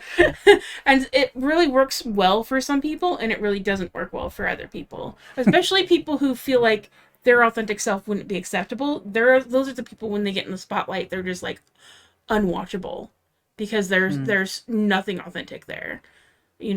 I'm not gonna name names. But and then there's the opposite. There's like Adam Sandler, who I had like was just the best show I ever saw at Flappers. Not because what he was doing was groundbreaking, but because of the connection between him and the audience yeah. and the connection between him and his material. Yeah. And the material again wasn't groundbreaking, but it was him expressing himself Kind of a more authentically. natural thing. Yeah. And so to him to be silly and dirty and talk about his kids and like just be a person, like to him it comes so naturally that when he expresses himself like through the songs that he would write and then in between, like it was just there was no barrier in terms of being able to connect to what he was doing.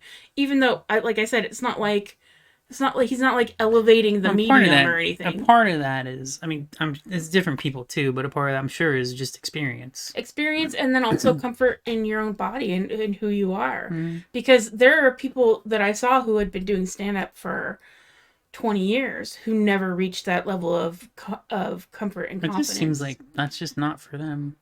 Well, and there are people who were really successful, like I say that, but it's funny because like they're, even if it's not meant for you or whatever, Yeah. that's how we could just call it. It's still something you want to do. It's your passion, even if you can't make it your life. I disagree, and here's why. I think that the people for whom it is a passion tend to be the most authentic on and off stage. Well, no, I mean as far as making it a success. The people who kind of got into it for money and the kind of people who stayed into it for money, those are the ones who are harder to watch. And Okay. because they're not having as much fun. Let me give you an example. Myself, as a streamer, I truly want to grow my community. I gave up on it. Yeah. This is just a reality. It doesn't mean I don't want to do that. I tried everything. So let me ask you, is streaming your passion, is the thing that you feel like you were born and meant to do? At this point, I don't think there's anything I was meant to do. Then that may have something to do with that kind of magic that you need to be super successful. Part of the magic depends on your, like, for different creators, right? So you have like Evan and Caitlin, who I watch. They're a couple that does DIYs together. Their success comes directly from passion. They figure out what they want to do and they share it with people. Before they started on YouTube, they did a blog together for DIY stuff. Like, however they can. And well, they both know that I've been gaming my entire life. Yeah. So games are your passion. Yes. Not streaming. Games are what I stream. Yeah. I don't know. But again, streaming is not your passion. YouTube's not your passion. Gaming is your passion. I think that there's something about the way that you game or the way that you love gaming. Like, the closest I ever saw you express it fully was when you had your blog. Initially, when you had your blog and you were working, Nate was getting you that job at when he got you into E3. You were just like, I'm so excited. I can't wait to share every thought I have about this. Yeah. And you're like, and I don't want to talk about games like they're bad. I really genuinely want to figure out what I like about every game. I still say that all the time. I said that in my #1 podcast for the gaming thing. So I'll watch a video from H Bomber Guy, because even though it's about a video game I've never heard of or a movie I've never heard of, it'll say, this is genius and here's why. Like Bloodborne. He's really like Bloodborne. And so I watched a video and I was like, yeah, that's pretty genius. And then he'll do a video like why Sherlock is garbage and here's why. And then I'll still watch it because he's so passionate about every word that he says. And he has points that nobody else is making. And, so part of it, I think, is the way that you present it, like maybe in a thumbnail or something, is what I like about this, or this is the best game in the world, Bloodborne. Best game in the world, my best friend's dog. Whatever. Like, how you thumbnail it and how that's a good point, and I'm glad you said that, because your gimmick is that you're genuinely trying to like every single game that you play. No. That's a misunderstanding. Okay. Tell me what the real thing is. My gimmick is that I actually like every game that I play. Okay, so you're not trying to. You genuinely do. No, for the most part. No, the main thing was, if I don't like a game, I just forget it. Yeah. I don't go and start on the internet and start bashing it because it sucks, because I know other people like that game. I mean, there's so many, people wouldn't shut the hell up about Minecraft, and I'm just like, no, I don't want to play it. Stop asking me to play it. Like, I don't want to freaking play the damn game. What if your your handle was like the only positive gamer? I like that. It's too long though. But no, I have a response for you on that. I Or like the that. positive gamer. I like that you said that, and I'll tell you why I gave that up. That was just one of 100,000 things I feel like I've given up on. It does make more sense though. That one specifically. Because it's sustainable. The reason I gave up on that is because nobody was viewing, nobody was commenting, nobody was literally looking at my content. Like I can see the fucking views. They Yeah. have stats, and when nobody's looking at my shit, why the fuck should I bother?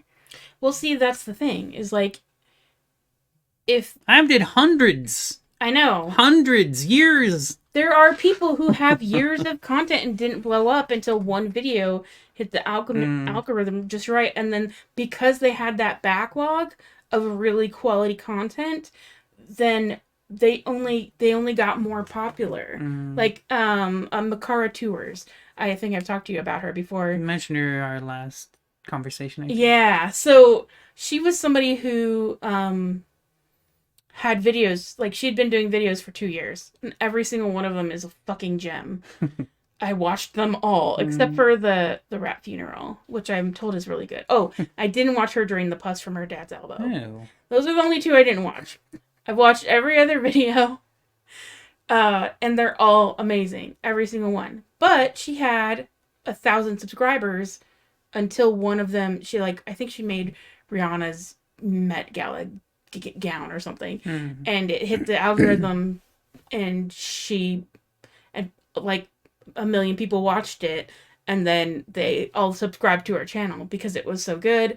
And not only because it was so good, like I think she went up to 100,000 subscribers, and then it was 200,000, and then and then now she's at like a little bit over a million.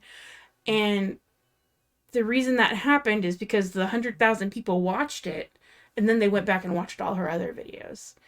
So it is kind of like hitting the lottery, but it's also about having that backlog to back you up. Because there are other videos that I've seen get, like, you can watch, like, just watch, like, what's popular or what's trending right now. Look at the rest of their videos. They either don't have one, or, or they're crappy, or just stupid, or the same exact video. They just hit it big with this particular one. Um, and their subscriber count is not gonna continue to rise.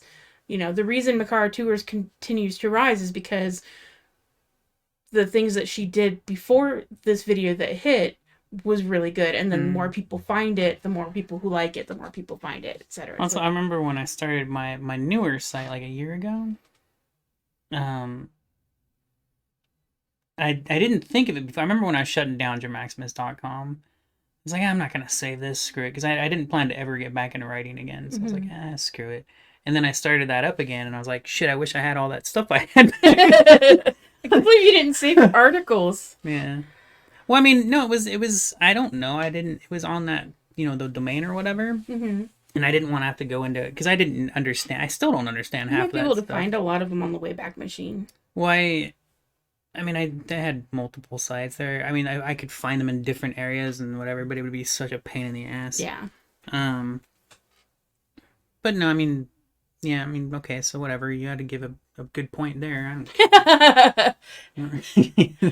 Yeah, so I mean, I know it gets frustrating, but the point isn't I'm doing this because I want it to blow up. The point is I'm doing this because I love it, and I can't see myself doing anything else.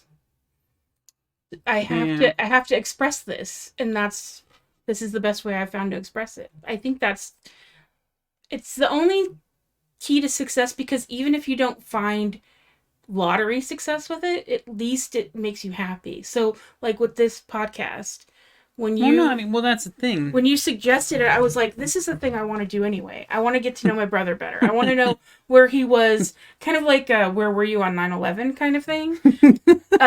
Where we all know exactly where we were.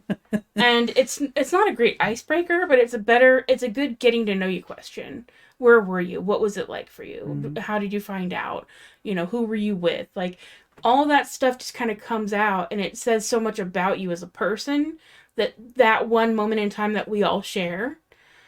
And so when you said I want to do a podcast, you were like, I was like, I don't want to talk about games or whatever because I just don't have that kind of interest. And you're like, I just want to talk to you. And I was like, well, I want to talk to you too. And so to me, the success that'll come from us doing this, sitting down and recording it, isn't. I mean, if it did blow up or whatever, that'd be great and have its own problems. That's But not why we do it. But it's not why we do it. It's not why, like, we could do this for 10 years, and to me, the reward would be I got to know my brother better. Okay, now yes, that's a good point too. Now, but here's the thing that's different for me writing the articles, slightly different, because I love talking about video games, but I do want to share my thoughts, which is why I write them. So if nobody's looking at it, I'm not. You're not sharing it with anybody. Yeah. Well, I wonder if I did your gaming podcast with you, where you just talk at me for an hour about a game that you just played. That's so funny. Would that give you a sense, at least to some degree, that you got to share it with somebody? Well, in that case, we wouldn't. I mean, we could do that, but I mean, you could just look at my damn video or whatever. But I'm not going to. Right? If I'm not in the room with you, I'm just not gonna watch that video. Yeah. But you'll watch other people talking about video. You know games. what? So they do it so good. Oh my! You see what I mean? You already have called me a failure, so I just suck at talking about video games. Well, because you're like, I don't even want to learn how to edit, and I'm just like, okay, but that's what makes these other videos good. You've never watched H Bomber Guy talk about Bloodborne? It's fucking great. I don't know. You've sent me videos before, right? Yeah. Oh, and here's another thing too. Is like, we can't make people care about us who don't, right? Like, so it takes the right people finding us. It's the correct audience finding us that makes you successful, like worldly successful, right? Like, I keep sending you H Bomber Guy videos, and you're just like, this doesn't interest me at all. But he has 1 million people who like him as much as I do. Like PewDiePie. Right. Or Jenna Marbles, who like... Yeah, I remember Jenna Marbles. Who like, you used to send me her videos, and I'd watch them, and I'd be like, yeah, it's okay. Not for me. Yeah. But there's 16 million people who disagree with me. So it's about the people who would be rabid fans finding you. And it's really difficult to get that to happen. That's why there are so few people who are wildly successful. So part of it might just be that the way that you're presenting it is perfect to everybody who's not finding you. Well, I like Emmy Miowski, or Makara Tours. The way that she presents her stuff, like, I'm so glad that she blew up, because otherwise I probably never would have found her. I like how my first podcast came out for the gaming one. It's a little awkward, like, and if I did edit it, I could have made it smoother. But I still like the way it came out. Mostly just because, like, I love talking about video games. Yeah. Well, and my tastes as a viewer have changed. Like, when I first saw that Evan and Caitlin were putting out uncut videos of them streaming video games for 3 hours, I was just like, who the fuck would ever watch that? I did that. That happened with girlfriend reviews as well. They started live streaming on Twitch, and then they started making their videos have clips of their stream, and I was like, no, your other videos were so much better. Yeah. Oh my god. Yeah, D'Angelo Wallace started doing that too. His real videos, it's understandable are to mix still edited, the two. but he on his other channel, it's just all from his stream, and I'm just like, oh, this is so awful. It's understandable. Like, I could understand why they would take their clips and put them in their videos, but I was just like, no, this is. It lowers the quality. Yes, but there are other people who maybe watch that stream or wish that they'd been there for it, who like feel completely differently. And then there are like, again, like with Evan and Caitlin, I was like, who would ever watch it? And then I found myself watching it. Like, it's nice to have on the background because they like each other so much, and they just have so much fun together. Every time one of them leaves the room, the other one pranks the other one. And it's like, that's awesome. It's not mean pranks. Yeah. So like, loving pranks. Yeah. So like, one time, Evan left the room, and he kept his mic on, and he was like washing something in the kitchen or whatever. and he just started saying chaos, chaos, chaos, chaos into the microphone because he knew his mic was still on, and he knew that Caitlyn was probably talking to the streamers at the same time, and like that's just the kind of dumb shit that nobody would care about, but it makes me like them even more because I like them already. Mm-hmm. You know, like if I describe that to you, you're not like, oh, I have to watch that, right? No, But but for it is me, funny. like seeing them do stupid shit like that and like just yeah. So anyway, because I'm already a fan, it just is like to me it's a reason to keep watching, but it's not a reason for you to start watching. You know, and yeah, you'll probably never watch their Impressions videos. matter. Like, but they have millions of Well, I'm not. viewers, Yeah, I'm not interested you know? in do-it-yourself stuff. Yeah. There's a. I mean, it's so. I say that, and I'm like, there's so little. There's so little outside of video games that I have any interest in. Yeah. Well, okay, and so Facebook Lives. I thought I would never ever watch a Facebook Live. I'd get so annoyed when my friends Well, I would hate go live. Facebook, so that's the only reason I don't really care about Facebook Live. And then for like 5 minutes, I was really into Facebook Live because there's something about seeing people in real time, especially during COVID, where you just don't do it anymore. Like you just don't see people in real time. There's something about seeing like people being mundane, people not being at their most interesting, people not being at their funniest, people not being at their cleverest, people not being at their most polished. That kind of content has always been around. Yeah, but there's something appealing about it, like currently right now, because we don't have that raw interaction with people anymore. That's for you, because I couldn't care less. Yeah, exactly. But again, like so you're like I'm already a failure. No, like the people who just want to hear somebody talk about video games without all these stupid sound effects and stupid video editing tricks, and just want to hear an honest opinion. Like those are the people who need to find you because that's how you want to present your stuff. It's not about you figuring out a way to present it that makes people want to watch it. It's about the people who want to watch it finding you and being able to support that. But, you know, I mean, again, like it is like winning the lottery. It really is. And as much as And it takes so much work. even just doing it without editing. Doing really. something, yeah. Even though I enjoy it, like it's still a lot of effort and energy. Yeah. It's funny because, like, I remember I used to get mad at people for calling they were YouTubers and they were big, they blew up, they got lucky. And they'd be like, I work so hard. And I'd be so pissed. And it's not because I disagree. Yeah. I don't disagree. Yeah. But I'm just like, you son of a bitch. Yeah. You know, everybody works so fucking hard. Yeah. Like, you're not unique in working hard.